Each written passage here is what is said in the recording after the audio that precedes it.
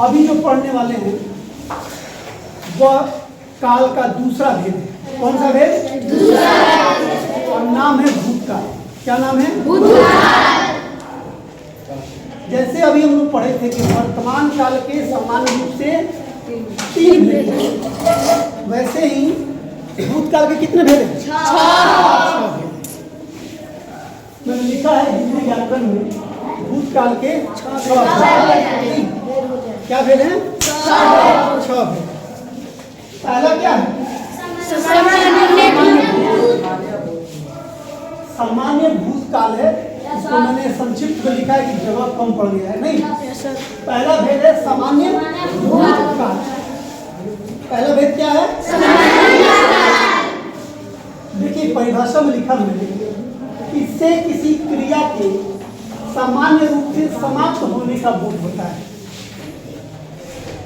जिस काल से यह बोध हो कि कोई काम सामान्य रूप से समाप्त हो गया, समाप्त हो जाएगा तो जाहिर सी बात है वो भूतकाल में होगा। वर्तमान काल में तो कोई काम समाप्त होगा नहीं, भूतकाल में होगा। तो जब कोई काम सामान्य रूप से समाप्त हो गया उसको हम कहते हैं सामान्य भूतकाल। क्या कहते हैं? पहचान मैंने लिखा है। क्या लिखा? पहचान। और पहचान में मैंने क्या लिखा है कि धातु के साथ क्या लगेगा? धातु के साथ लगेगा या, ये और ये, ऐसे लगा है। ठीक है, जैसे यहाँ मैंने लिखा मैं पटना गया। क्या लिखा? मैं पटना गया। गया जो मैंने लिखा है उसमें या है ना छुपा हुआ? वह दिल्ली गई, उसमें क्या है? ई।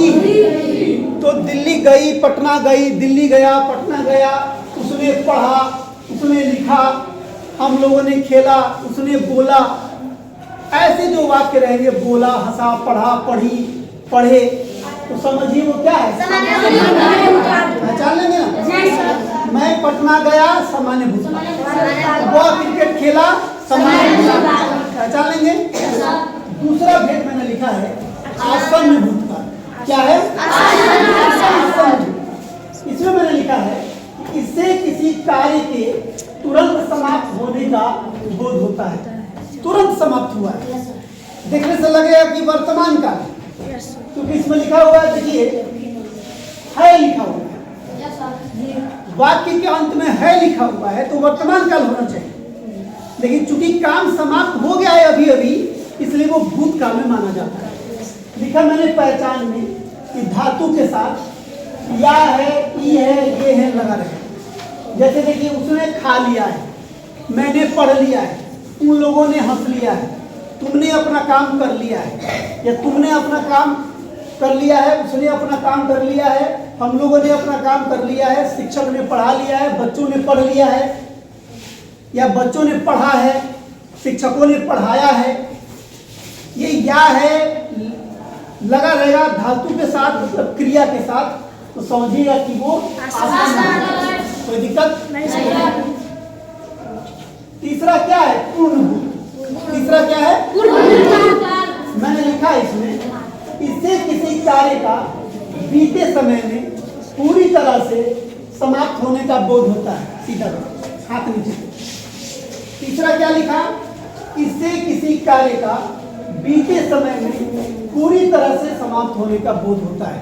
ये पूरी तरह से शब्द हम जोड़ दिए, माने बिल्कुल कंप्लीट खत्म हो गया है।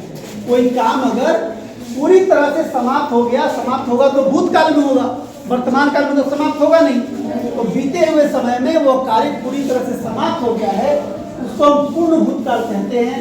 मैंने लिखा है पहचान में धातु के साथ चुका था, चुकी थी लगा रहेगा, या लिया था लगा रहेगा। मैंने पढ़ लिया था, उसने खा लिया था, उसने गा लिया था, वो खा चुका था, वो गा चुका था, ऐसे वाक्य अगर रहेंगे आप समझिए क्या है वो? पहचान लेंगे। मैं गया सामान्य भूतकाल, ठीक है, और वह उसने खा लिया है क्या? आसन्न भूतकाल। वह खा चुका था पूर्ण भूतकाल। यहाँ मैंने लिखा भी है वह खा चुका था, उसने खा लिया था। ये दोनों वाक्य जो है पूर्ण भूत है। चौथा परिभाषा मतलब भेद है अपूर्ण भूतकाल। चौथा क्या है? अपूर्ण भूतकाल।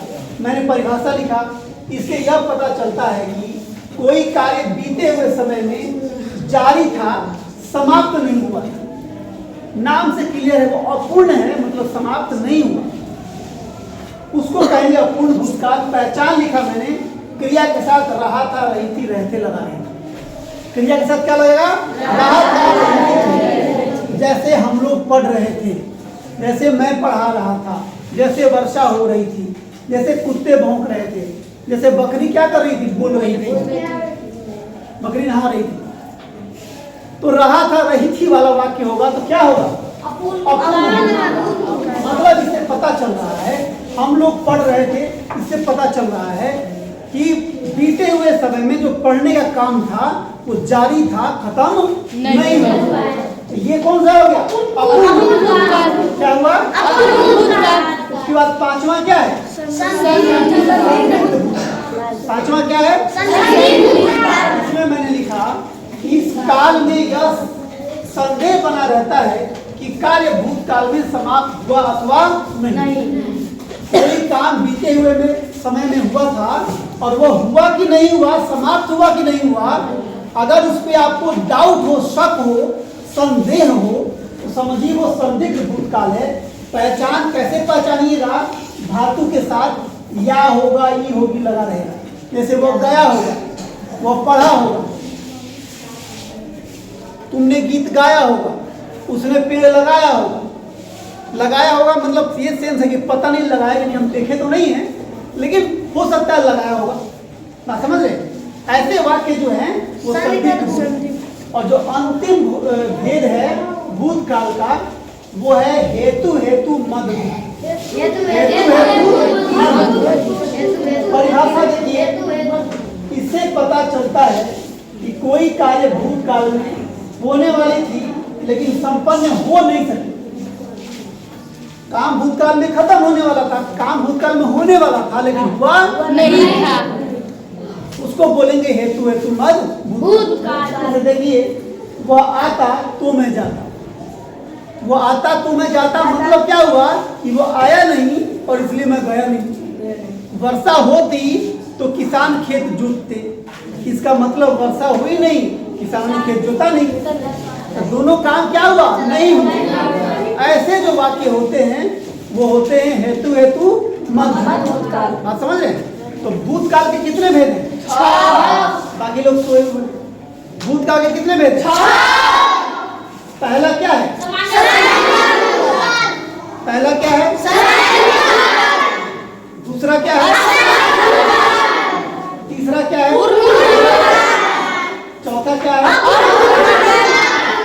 अपूर्ण भूतकाल। पांचवा क्या है? और छठा क्या है? तो वर्तमान काल और भूतकाल, इन दोनों को फेयर में, हिंदी व्याकरण के फेयर में लिखिएगा, हिंदी व्याकरण के फेयर में लिखिएगा।